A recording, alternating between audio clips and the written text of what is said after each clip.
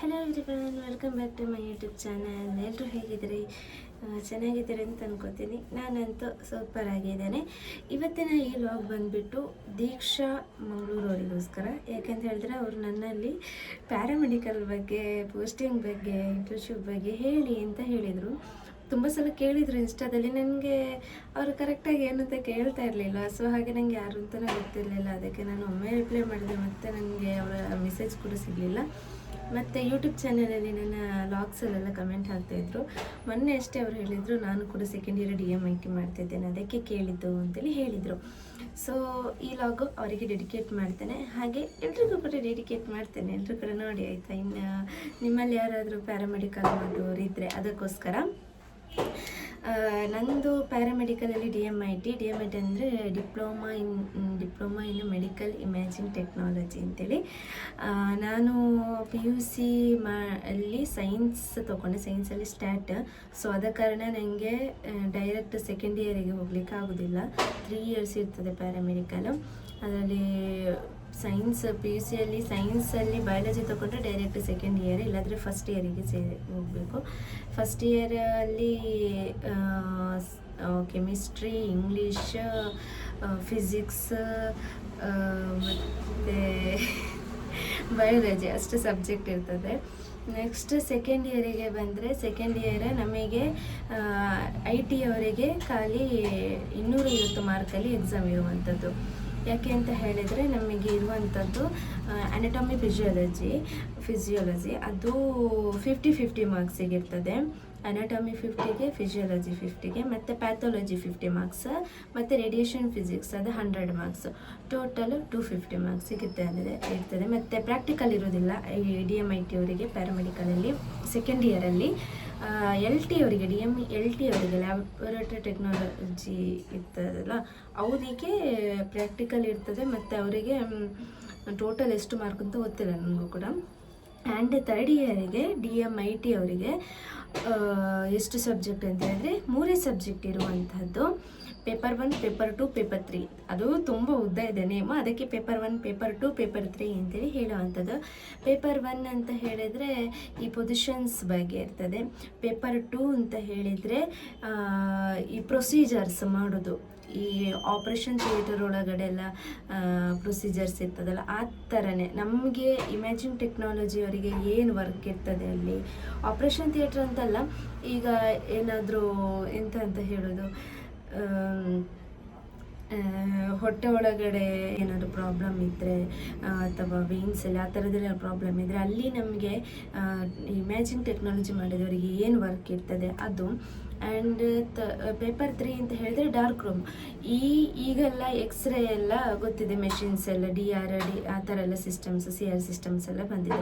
ಮೊದಲೆಲ್ಲ dark room ಅಂತ ಹೇಳಿದರೆ ಒಂದು ಕಡೆ ಎಕ್ಸ್ರೇ ತೆಗೆದು ಕ್ಯಾಸೆಟ್ ಎಲ್ಲ ತೊಗೊಂಡು ಬಂದರೆ, ಇನ್ನೊಂದು ಕಡೆ ಡಾರ್ಕ್ ರೂಮು, ಕತ್ತಲೆ, ಸ್ವಲ್ಪ ಲೈಟ್ ಇರ್ತದೆ, ಡಿಮ್ ಲೈಟ್, ಅಲ್ಲಿ ಮ್ಯಾನ್ಯುವಲ್ ಆಗಿ ಪ್ರೊಸೆಸ್ ಮಾಡುವಂಥದ್ದು. ಇಲ್ಲಿ ಇವಾಗ ಆಟೋಮೆಟಿಕ್ ಎಲ್ಲ ಕ್ಯಾಸೆಟನ್ನು ಇದಕ್ಕೆ ಕೊಟ್ಟರೆ ಸಾಕು ರೀಡರಿಗೆ, ಅದು ಎಲ್ಲ ಬರ್ತದೆ. ನಂತರ ಮೊದಲಾಗೆಲ್ಲ ನಾವೇ ಮ್ಯಾನ್ಯುವಲ್ ಆಗಿ ಪ್ರೊಸೆಸ್ ಇದೆ, ಅದು 3-4 ಟ್ಯಾಂಕ್ಸ್ ಎಲ್ಲ ಇದೆ, ಅದೆಲ್ಲ ಕೆಮಿಕಲ್ಸ್ ಎಲ್ಲ ತುಂಬ ಇರ್ತದೆ, ಹಾಗೆ ಅದರಲ್ಲಿ ಮಾಡಲಿಕ್ಕೆ ಇರ್ತದೆ.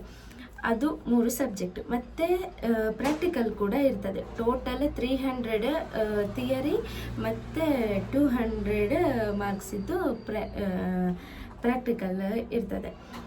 ಸೊ ಹಾಗೆ 500 ಟೋಟಲಲ್ಲಿ. ಅದ ನಂತರ ನಮಗೆ ಈ ಪೋಸ್ಟಿಂಗ್ ಬಂದರೆ, ಅವರು ದೀಕ್ಷಾ ಅವರು ಒಂದು ಕ್ವಶನ್ ಕೇಳಿದರು, ಪೋಸ್ಟಿಂಗ್ ಸೆಕೆಂಡ್ ಇಯರಲ್ಲಿ ಕೊಡ್ತಾರಾ ಅಂತೇಳಿ. ಕೆಲವು ಕಾಲೇಜಲ್ಲಿ ಸೆಕೆಂಡ್ ಇಯರ್ಸ್ಗೆ DMIT ಅವರಿಗೆ, LT ಅವರಿಗೆ ಪೋಸ್ಟಿಂಗ್ ಕೊಡ್ತಾರೆ, ಕೆಲವು ಕಾಲೇಜಲ್ಲಿ ಕೊಡೋದಿಲ್ಲ.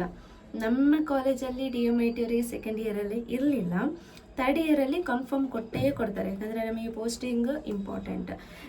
ನಮಗೆ ನಮ್ಮದೇ ಕಾಲೇಜಲ್ಲಿ ಹಾಸ್ಪಿಟಲ್ ಇಲ್ಲ, ಸೊ ಹಾಗೆ ಬೇರೆ ಬೇರೆ ಕಾಲೇಜಿಗೆ ಹಾಕ್ತಾರೆ. 6 ಮಂತ್ ಇತ್ತು ನಮಗೆ ಪೋಸ್ಟಿಂಗ್, ಹಾಗೆ ಅಷ್ಟೇ. ಮತ್ತು ಕೆಲವು ಕಡೆ ಏನಂತ ವೆಲ್ನಾಕ್ ಇದೆಯಲ್ಲ ಮಂಗಳೂರಲ್ಲಿ, ಅವರಿಗೆಲ್ಲ ಅಲ್ಲಿ ಪೋಸ್ಟಿಂಗ್ ಹಾಕ್ತಾರೆ ಸೆಕೆಂಡ್ ಇಯರ್ಸ್ನವರಿಗೆ. ಯಾಕೆಂತ ಹೇಳಿದರೆ ಅವ್ರದ್ದು ಅಲ್ಲೇ ಅಲ್ವಾ, ಹಾಸ್ಪಿಟಲ್ ಒಟ್ಟಿಗೆ ಕಾಲೇಜ್ ಇರ್ತದಲ್ಲ, ಸೊ ಹಾಗೆ ಅಲ್ಲಿಗೆ ಹಾಕ್ತಾರೆ. ಅವ್ರದ್ದೇ ಹಾಸ್ಪಿಟಲ್ ಇದ್ದರೆ ಹಾಕ್ತಾರೆ, ಮತ್ತು ಕಾಲೇಜ್ ಮೇಲೆ ಡಿಪೆಂಡ್ ಆಗಿರ್ತದೆ. ಪೋಸ್ಟಿಂಗ್ 6 ಮಂತ್ ಆದ ನಂತರ ಎಕ್ಸಾಮ್ಸ್ ಇದೆ. ಎಕ್ಸಾಮ್ಸ್ಗೆ ಥಿಯರಿ ಇದೆ. ಆನಂತರ ಥಿಯರಿ 3 ದಿನ ಇರ್ತದೆ, ಕಂಟಿನ್ಯೂಸ್ ಆಗಿರ್ತದೆ ಎಕ್ಸಾಮು. ಮತ್ತು ನಂತರ ಪ್ರಾಕ್ಟಿಕಲ್ ಎಕ್ಸಾಮು, ಥಿಯರಿ ಎಕ್ಸಾಮಿಗೆ ಡೇಟ್ ಕೊಡೋದಿಲ್ಲ. ಥಿಯರಿ ಎಕ್ಸಾಮ್ ಆಗಿ ಒಂದು ಸ್ವಲ್ಪ ದಿನ ಆದ ನಂತರ ಪ್ರಾಕ್ಟಿಕಲ್ ಎಕ್ಸಾಮ್ ಇಂಥ ದಿನ ಅಂತೇಳಿ ಹೇಳ್ತಾರೆ. ತುಂಬ ಈಸಿ ಇರ್ತದೆ ಪ್ರಾಕ್ಟಿಕಲ್ ಎಕ್ಸಾಮು, ಏನು ಟೆನ್ಷನ್ ಮಾಡಲಿಕ್ಕೆ ಇರೋದಿಲ್ಲ. ರೆಕಾರ್ಡ್ಸ್ ಇರ್ತದೆ ನಮಗೆ ಸೆಕೆಂಡ್ ಇಯರಲ್ಲಿ ಏನೂ ಟೆನ್ಷನ್ ಇರೋದಿಲ್ಲ. ಥರ್ಡ್ ಇಯರಿಗೆ ರೆಕಾರ್ಡ್ಸ್ ಇರ್ತದೆ, ಪ್ರಾಕ್ಟಿಕಲ್ ಎಕ್ಸಾಮ್ ಇರ್ತದೆ. ಹಾಗೆ ಮತ್ತು ಅದಾದ ನಂತರ ಬರುವಂಥದ್ದು ರಿಸಲ್ಟ್ ಬರ್ತದಲ್ಲ, ರಿಸಲ್ಟ್ ಬಂದಾದ ನಂತರ ನಮಗೆ ಇರುವಂಥದ್ದು ಇಂಟರ್ನ್ಶಿಪ್ಪು ಅದು 3 ಮಂತಿದ್ದು ಇಂಟರ್ನ್ಶಿಪ್ ಇರ್ತದೆ. ಕೆಲವು ಕಡೆ 6 ಮಂತ್ ಅಂತ ಹೇಳ್ತಾರೆ, ಬಟ್ 3 ಮಂತೇ ಇರುವಂಥದ್ದು ನನಗೆ ಗೊತ್ತಿರೋ ಪ್ರಕಾರ. ಅದು ಎಲ್ಲಿ ಬೇಕಾದ್ರೆ ಮಾಡ್ಬೋದು, ಯಾವ ಹಾಸ್ಪಿಟಲ್ ಬೇಕಾದ್ರೆ. ಅದು ಕೆಲವು ಕಡೆ ಏನು ಮಾಡ್ತಾರೆ, ಕಾಲೇಜ್ನವರೇ ಚೂಸ್ ಮಾಡಿ ಕೊಡ್ತಾರೆ, ನೀವು ಇಂಥ ಹಾಸ್ಪಿಟಲಿಗೆ ಹೋಗಿ ಅಂತ. ಕೆಲವು ಕಡೆ ನಾವೇ ಚೂಸ್ ಮಾಡಬೇಕಾಗ್ತದೆ.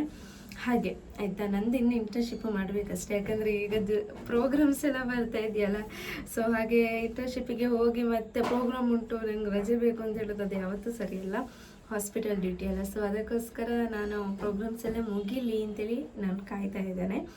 ಆಫ್ಟರ್ ಜೂನ್ ಇಂಟರ್ನ್ಶಿಪ್ ಮಾಡಬೇಕು ಅಂತೇಳಿ. ಒಳ್ಳೆ ಹಾಸ್ಪಿಟಲಲ್ಲಿ ಇಂಟರ್ನ್ಶಿಪ್ ನೋಡಿದರೆ ಆಯಿತು.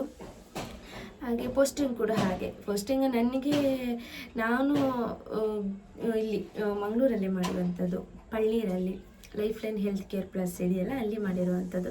ತುಂಬ ಚೆನ್ನಾಗಿದೆ ಅಲ್ಲಿ. ಸೊ ಹಾಗೆ ಇಷ್ಟು ಒಂದು ಇದೆ. ಇಂಟರ್ನ್ಶಿಪ್ ಆದ ನಂತರ ಏನು ಮಾಡಬೇಕು, ಅದು ಹೇಗೆ, ಅದು ನನಗೆ ಅದು ಇನ್ನೂ ಗೊತ್ತಿಲ್ಲ. ನಾನು ಇಂಟರ್ನ್ಶಿಪ್ ಮಾಡಿ ಆದ ನಂತರ ನಾನು ಇನ್ನೊಂದು ಲಾಗ್ ಮಾಡ್ತೇನೆ ಆಯಿತಾ, ಅದರ ಬಗ್ಗೆ. ಹಾಗೆ ಇದಿಷ್ಟು ಡೀಟೇಲ್ಸ್.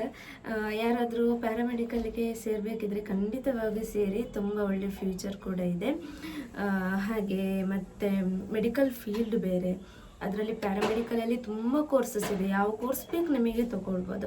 ನಮ್ಮ ಕಾಲೇಜಲ್ಲಿ ಇದ್ದದ್ದು DMIT DMLT ಇದ್ದಂಥದ್ದು.